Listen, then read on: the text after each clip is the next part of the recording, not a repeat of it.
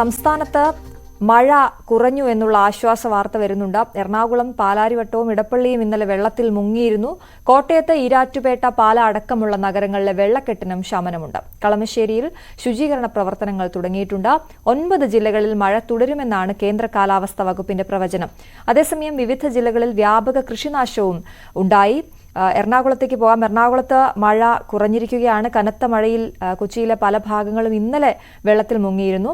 കളമശ്ശേരിയിൽ അധികൃതർ ശുചീകരണ പ്രവർത്തനങ്ങൾ ആരംഭിച്ചു എന്നുള്ളതാണ് ഏറ്റവും പുതിയ വാർത്ത.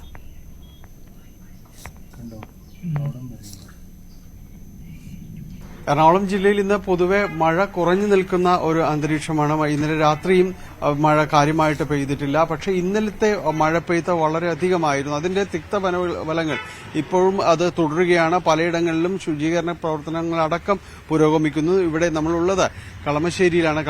ഇന്നലെ കൂടിയ മഴ ലഭിച്ചത്. ഇവിടെ ഒരു ഭിത്തി തകർന്നു. അതിന് ഇപ്പുറത്തേക്ക് അവിടെ നിന്ന് മാലിന്യങ്ങൾ കൂട്ടത്തോടെ ഒഴുകി ഈ പരിസരമാകെ നിറഞ്ഞിരിക്കുന്നൊരവസ്ഥയാണ്. പലയിടങ്ങളിലും വെള്ളം പൂർണ്ണമായിട്ട് തന്നെ ഒഴിഞ്ഞു പോയെങ്കിൽ കൂടിയും ഇതേപോലുള്ള ദൃശ്യങ്ങൾ പലയിടങ്ങളിലും തന്നെയുണ്ട്. കളമശ്ശേരിയിലെ വാർഡാണിത്. ഇവിടെ ഉള്ള വിഷയം കൂട്ടിയിട്ടിരുന്ന മാലിന്യങ്ങൾ ഭിത്തി തകർന്ന് കനത്ത മഴയിൽ ഭിത്തി തകർന്ന് ഇവിടേക്ക് ഒഴുകി ഈ സമീപത്തുള്ള വീടുകളിലേക്ക് എല്ലാം ഒഴുകി പടരുന്ന ഒരവസ്ഥയായിരുന്നു. നമുക്ക് ദൃശ്യങ്ങളിൽ കാണാം. ഉപേക്ഷിക്കപ്പെട്ട മാലിന്യങ്ങൾ, കുപ്പിച്ച് വലിച്ചെറിഞ്ഞ കുപ്പികൾ, മാലിന്യങ്ങൾ ഇതെല്ലാം തന്നെ സമീപത്ത് നിറഞ്ഞിരിക്കുന്നത്. ശുചീകരിക്കുക എന്ന വലിയ പ്രവൃത്തിയിലാണ് പലയിടങ്ങളിലും തന്നെയുള്ളത്.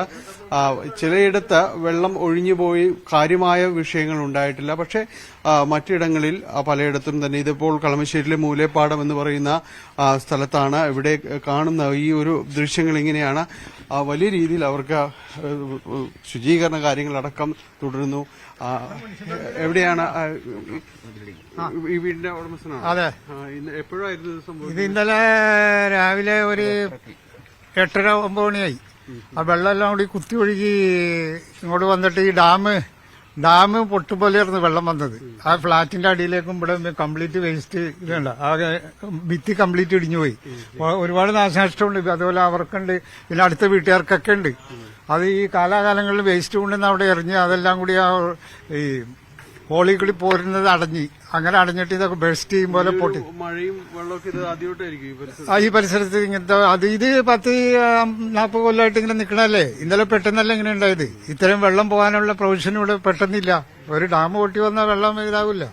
അത് കൌൺസിൽ കേട്ടോ. അത് ഒരുപാട് നാശനഷ്ടം. വലിയ രീതിയിലുള്ള ശുചീകരണ പ്രവർത്തനങ്ങളെല്ലാം തുടരുന്നു. നാശനഷ്ടങ്ങൾ തുടരുന്നു. നമുക്കൊപ്പം ഈ സ്ഥലത്തെ കൌൺസിലർ കൂടി ചേരുന്നു.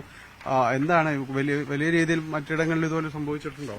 കളമശ്ശേരി നഗരസഭയുടെ എല്ലാ പ്രദേശത്തും നല്ല രീതിയിൽ മഴ ഇന്നലെ ലഭിച്ചു. നമ്മുടെ ബഹുമാനപ്പെട്ട പി രാജീവ് മിനിസ്റ്റർ പറഞ്ഞ പോലെ 100-150 മില്ലി മഴയാണ് ഇന്നലെ കളമശ്ശേരിയിൽ മാത്രം പെയ്തത്. അതിഭീകരമായിട്ടുള്ളൊരു മഴയായിരുന്നു. നമ്മളാരും പ്രതീക്ഷിച്ചില്ല.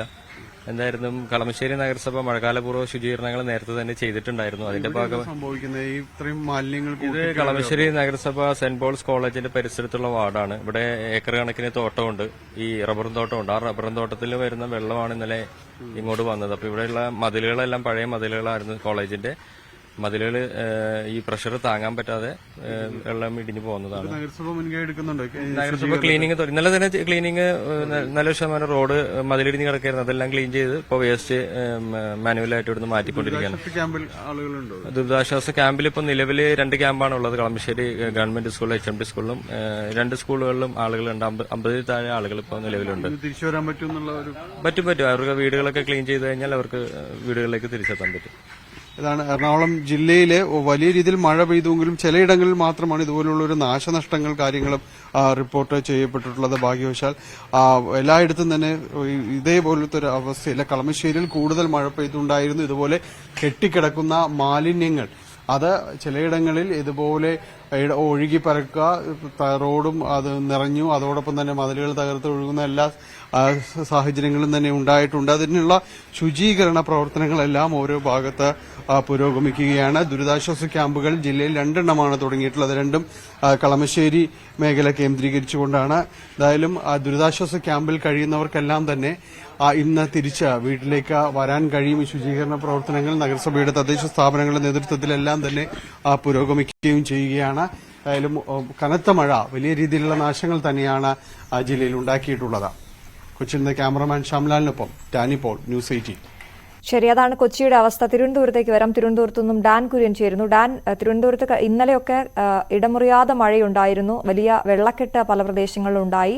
ജഗതിയിലൊക്കെ കിള്ളിയാർ കരകവിയുകയും വീടുകളിലേക്ക് വെള്ളം കയറുകയും ഒക്കെയുള്ള അവസ്ഥയുണ്ടായിരുന്നു. ഇന്നിപ്പോൾ വെള്ളം ഇറങ്ങിയോ? മഴ എങ്ങനെയുണ്ട്?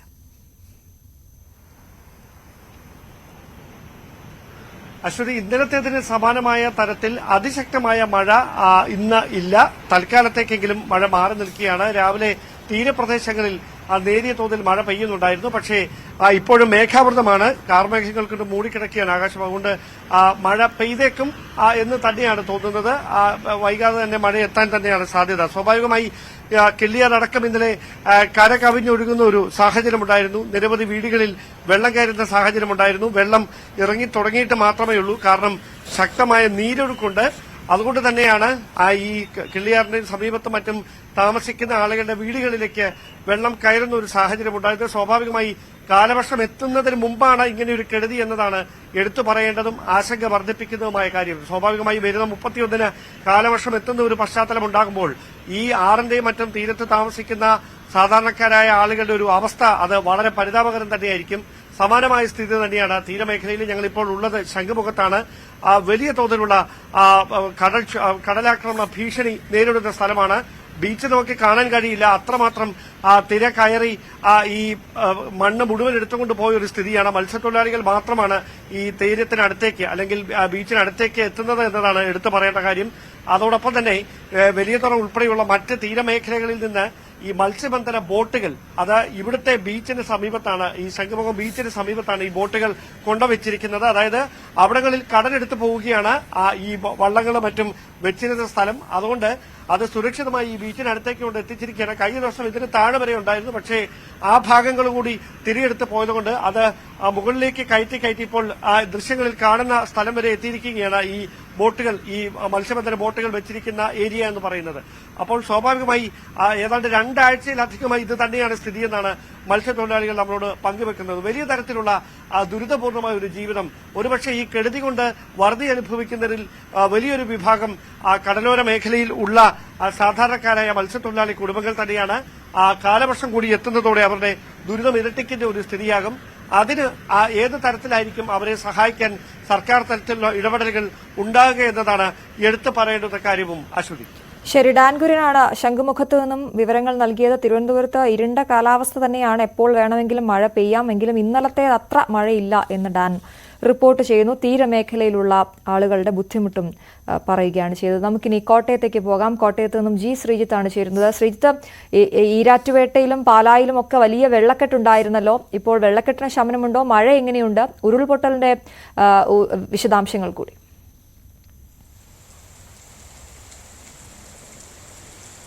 അശ്വതി, ഇന്ന് രാവിലെ മഴ അല്പം മാറി നിൽക്കുകയായിരുന്നു. അതായത് ഇന്നലെ ഒരു ഉച്ചയ്ക്ക് ശേഷം 3 മണി മുതൽ കാര്യമായ മഴ പെയ്തിരുന്നില്ല. പക്ഷെ ഇന്നൊരു രാവിലെ ഒരു 8 മണിയോടുകൂടി വീണ്ടും മഴ ആരംഭിച്ചിട്ടുണ്ട്. ജില്ലയിൽ പലയിടത്തും ഒറ്റപ്പെട്ട നിലയിൽ ശക്തമായ മഴയും ചാറ്റൽ മഴയും ഒക്കെ തുടരുന്ന ഒരു കാഴ്ചയാണ് ഉള്ളത്.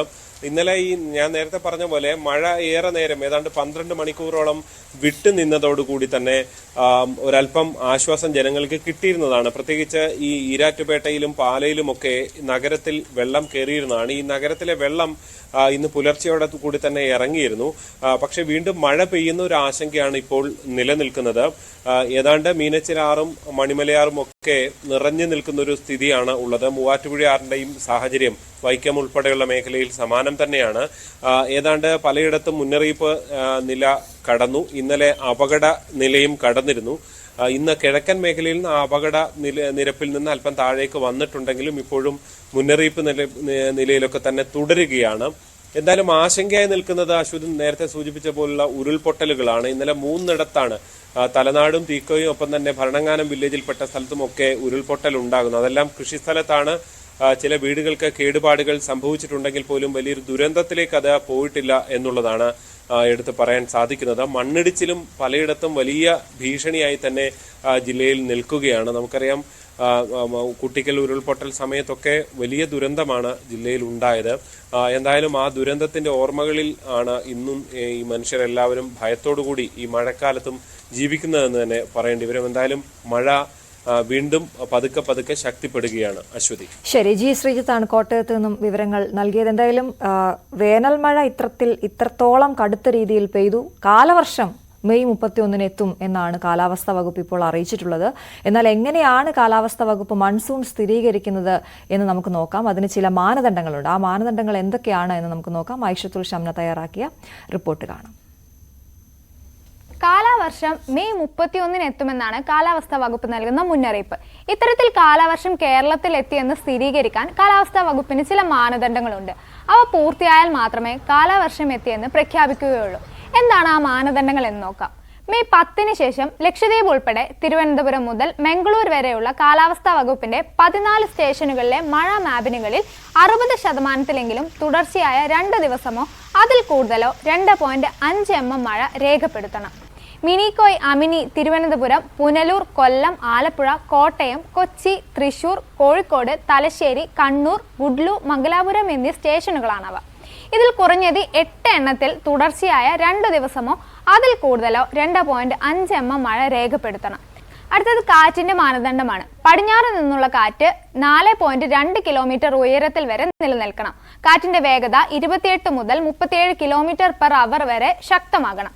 ഇതിനു പുറമെ INSAT ഉപഗ്രഹത്തിൽ നിന്ന് ലഭിക്കുന്ന ഔട്ട്ഗോയിങ് ലോങ് വേവ് റേഡിയേഷൻ തുടങ്ങിയ കാര്യങ്ങൾ ഒത്തുവന്നാൽ മാത്രമേ കേരളത്തിൽ കാലവർഷം എത്തിയതായി പ്രഖ്യാപിക്കുകയുള്ളൂ. മഴക്കാലം ശക്തി പ്രാപിക്കുന്നത് കണക്കിലെടുത്ത് സംസ്ഥാന ദുരന്ത നിവാരണ അതോറിറ്റി താലൂക്ക് തലം വരെ ഉൾപ്പെടുത്തിയുള്ള മുന്നൊരുക്കങ്ങൾ പൂർത്തിയാക്കിയിട്ടുണ്ട്. സംസ്ഥാനത്തെ കാലാവസ്ഥാ മാപിനികളുടെ എണ്ണം 100 ഉയർത്താൻ കാലാവസ്ഥാ നിരീക്ഷണ കേന്ദ്രം തീരുമാനിച്ചിട്ടുണ്ട്. 35 കാലാവസ്ഥാ മാപിനികൾ സ്ഥാപിക്കാനുള്ള സ്ഥലം ഇതിനോടകം കണ്ടെത്തി കഴിഞ്ഞു. നിലവിൽ സംസ്ഥാനത്ത് വേനൽ മഴ ശക്തമായി തുടരുന്നതിന്റെ പിന്നാലെയാണ് മൺസൂൺ എത്തുന്നത്. എന്തായാലും കൂടുതൽ മഴ ലഭിക്കും, ശക്തമാകും എന്ന മുന്നറിയിപ്പുകൾ നിലനിൽക്കുന്നതിനാൽ ജാഗ്രതയോടെ ഇരിക്കാം.